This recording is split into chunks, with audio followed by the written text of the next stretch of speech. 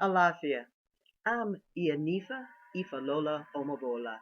Many of you know me from the e-zine I produce, Oya Speaks, an online e-zine, which began as a newsletter called Oya's Marketplace in 1992, and then became an online e-zine in the 2000s.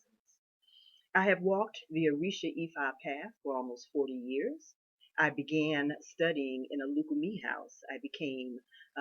Underwent my initial initiations through a Santeria house, and then I got initiated to the Orisha Oya. You can see Shango Doyin's fiction of Oya here in 1994.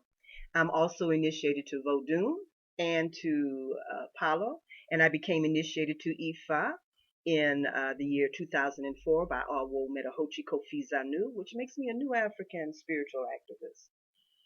Orisha Ifa understanding, rooted in the culture of Nigeria's Yoruba people, has come to be seated well in the Americas. It has passed the ultimate litmus test of time, proving its reliability, practicality, and appropriateness in elevating the consciousness of its mainstay, while healing the wounds and ills of societal making with metaphysical balms that have become ageless in its design. Observers of the Yoruba culture are beginning to learn the value of aligning themselves with their destiny through the tools found within the Orisha Ifa corpus. They are finding footprints in the sand made by those who came before them, leading to holistic solutions to everyday needs and higher issues of finding and achieving purpose in the world. Often, it is discovered the path of a practitioner includes becoming a priest, trained to be of service to others within the community.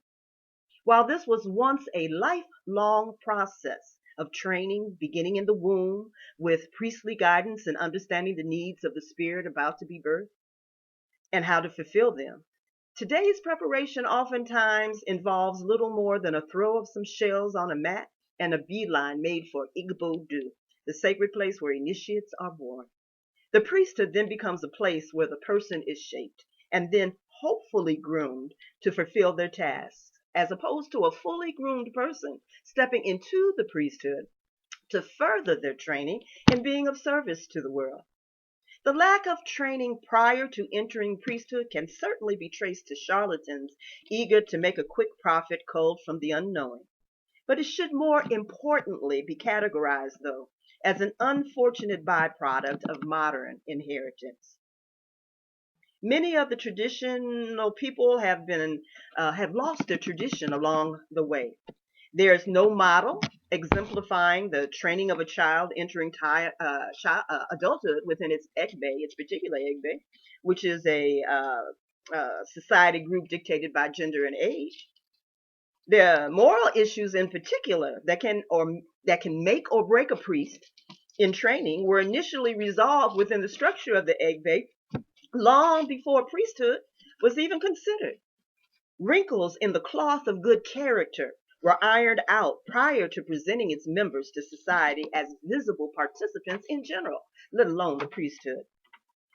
Attempts at recapturing the child-egg-bay relationship within the structure of most elays found in the Americas today are more of a parent-child dynamic as experienced in the recent Western Hemisphere than an authentic replication of the lessons garnered from a more African-centered egg-bay-induced orientation.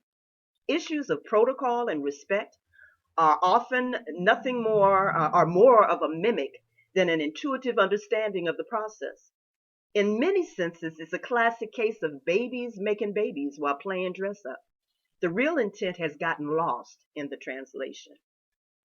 The priests who have accomplished miraculous feats by maintaining the foundation of Orisha Ifa in the Americas are to be respected, appreciated, and commended for their steadfast endurance beyond the odds to ensure that we can continue the traditions of our forebears. We can indeed stand on their shoulders in good stead. But we must now move forward, readying our shoulders for those who are coming behind us. The newly laid foundation built upon understandings of the past is now sturdy. We have to continue the reconstruction of a way of life that has proven to be of good value.